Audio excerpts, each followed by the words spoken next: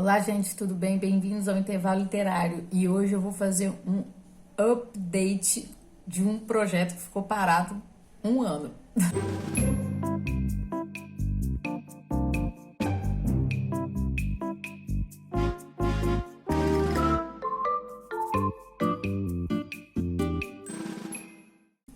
O livro da vida, de Gênesis a Esther, e eu li Números. Sim, aquele livro cheio de genealogias que eu pulei. Pois bem, Números é um livro censo, por isso que ele tem esse nome, né? Então, você vai ter ali um período bem estabelecido. Ele fala assim, no dia tal, Deus mandou que Moisés fizesse uma contagem específica de pessoas e termina falando, né, dando também um marcador de tempo. E aqui dentro você vai ver genealogias, quantas pessoas morreram, quantas pessoas conseguiram chegar à Terra Prometida. Você vai ver também algumas regras diferentes, algumas regras interessantes. E eu fiz, assim, marcações muito boas desse livro. Eu me surpreendi com a quantidade de marcações que eu fiz nesse livro. Então eu vou falar, eu enumerei aqui algumas coisas que eu achei interessante e eu não vou dizer capítulo e versículo, porque eu estou lendo nessa edição que é uma leitura literária sem separações de capítulos, tem apenas os títulos, né, dessas separações. Bem, a primeira coisa que eu achei interessante foi como que o povo anda organizado em volta do tabernáculo, mas eu acho que eu já tinha falado isso em outro vídeo.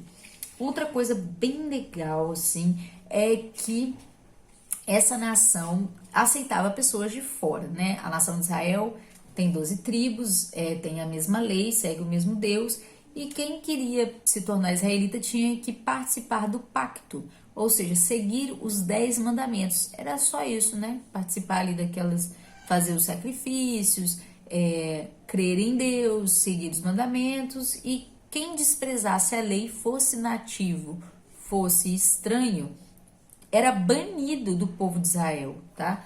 Aí eu até marquei aqui a página, porque não tinha assim muito perdão, sabe? Aquele que arrogantemente fizer algo contrário à vontade de Deus, seja israelita de nascimento ou estrangeiro, blasfema contra o Senhor e deverá ser eliminado do meio do povo. Desse jeito. Simplesmente vai embora. Gente, a lei do Senhor é santa, então não tinha muita conversa, né? Não tem muita conversa, meus senhores. Se aqui eles eram banidos do acampamento, nós seremos banidos da eternidade.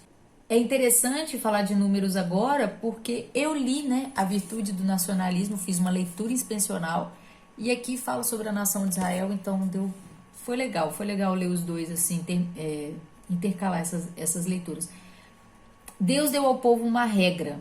Eu achei essa regra interessante, porque nós protestantes temos uma dificuldade com símbolos externos de devoção. Mas Deus mandou que as pessoas fizessem franjas na roupa para se lembrar dos 10 mandamentos. Olha que interessante, né? Dê as seguintes instruções ao povo de Israel: vocês e as gerações futuras farão franjas na bainha da roupa e as prenderão com um fio azul. Quando virem as franjas, recordarão de todos os mandamentos do Senhor e os cumprirão. Parece que Deus sabe, né, da nossa dependência do símbolo externo. E a gente não tem, nós protestantes não temos. Teve algumas passagens desse livro que eu fiquei assim muito assustada. E uma delas foi a rebelião de Corá. Nessa rebelião, Corá decide que Moisés e Arão estão se achando demais e resolvem se juntar contra ele, contra esses dois líderes. Junta o povo e Moisés fala: tá bom, vai fazer o seguinte, você faz um sacrifício, eu faço um sacrifício, e o Senhor vai dizer quem que é o habilitado para ordenar, né, o povo, para fazer então essa condução do povo. E aí Deus fala assim: olha, faz o seguinte, Moisés e Arão, de todo mundo, Moisés e Arão, sai de perto desse povo que eu vou matar todo mundo. E aí Moisés fala: não, mas não faz isso, foi só Corá que pecou. Moisés pediu o povo para sair de perto da tenda de Corá, e todo mundo que ficou junto com Corá foi engolido pela terra e consumido por um fogo. mulher, criança, bens, todo mundo, foi todo mundo consumido pelo fogo. Eu achei isso assim, é de um terror, sabe? Deus é muito severo em relação à sua glória. E a gente às vezes esquece isso porque a gente fica muito no evangelho da graça e acaba esquecendo aí da severidade de Deus. Esse episódio também de Moisés, que o Moisés pede água para o povo porque não tem, e aí Deus fala com ele assim: olha, você tem uma pedra ali, você vai lá, fala com a pedra, fala com ela que ela vai dar água. Ele não falou para chamar a atenção do povo que estava reclamando, não falou nada disso, falou: fala com a pedra. O que acontece? Moisés resolve dar um puxão de orelha no povo, chama eles de desobedientes, de rebeldes e tal, e bate com o cajado na pedra. Aí sai a água da pedra. Mas Moisés, por causa disso, não entra na terra prometida, vai morrer antes. Outra coisa que acontece nesse livro é que Deus avisa quando é que a pessoa vai morrer. E eu acho isso assustador. Tá? Ele fala assim: Arão, sobe, vamos fazer isso, e aí depois você vai morrer. Aí a mesma coisa ele fala com Moisés: Moisés, você vai morrer também. Tem muita morte nesse livro, tá? Deus manda matar vários povos e o objetivo de Deus era o seguinte: vai morrer todo mundo e vocês ficam com a cidade. Fica com a terra. Deus tem um propósito em que nada para ele. E, meu Deus, como que a gente não consegue lidar com isso? Como é que Deus mata o povo? Pessoas, crianças, velhos, mulheres, para dar para o povo dele. Tem tantas lições nisso e eu fico assim apavorada de como que a gente não consegue lidar bem com esse aspecto de Deus, sabe? O Deus dos exércitos, o Senhor dos exércitos. Eu até escrevi, né? Ele tem seus projetos, pessoas foram exterminadas porque não faziam parte do plano de Deus. As suas cidades foram todas saqueadas pelo povo de Israel, um povo nômade em sua origem, né? Abraão sai, não sabe nem para onde vai e é dele que sai o povo de Deus. Guerras em que o objetivo era matar e tomar a cidade. Esse é o Deus de Israel, o Deus que batalhou pelo seu povo, manteve a aliança ao mesmo tempo que mostrava sua severidade com o pecado e ingratidão. A mente do Senhor é misteriosa. A gente não consegue entender. Algumas leis que Deus deu ao povo de Israel são bem interessantes. A lei do voto, por exemplo. A mulher que fizesse um voto, se ela era solteira e o pai dela descobrisse que ela fez um voto e ele não achasse justo aquele voto, ele não queria que a filha fizesse aquilo que ela votou, ela estava liberada do voto. Imagina só, você fez um voto ao Senhor, seu pai falou: não, esse voto você não pode cumprir, não gostei do voto que você fez, a mulher estava liberada. E se ela fosse casada, se o marido liberasse também, ela estava liberada. Então a relação da mulher com Deus é mediada por alguma autoridade masculina, ou o pai, ou o marido, ou um parente mais próximo. Sempre tem essas ressalvas assim aqui em Números. Outra coisa interessante também é a posse de terra por mulheres, que aconteceu um caso em que Deus ordenou que a terra fosse dada para as mulheres porque não tinha nenhum homem com que ficasse a terra, e Deus falou: essas mulheres que receberam essa terra são donas da terra, mas elas não podem se casar com outra tribo. Por quê? Quando o povo chega na terra prometida, cada tribo recebe terra na proporção do tamanho da tribo.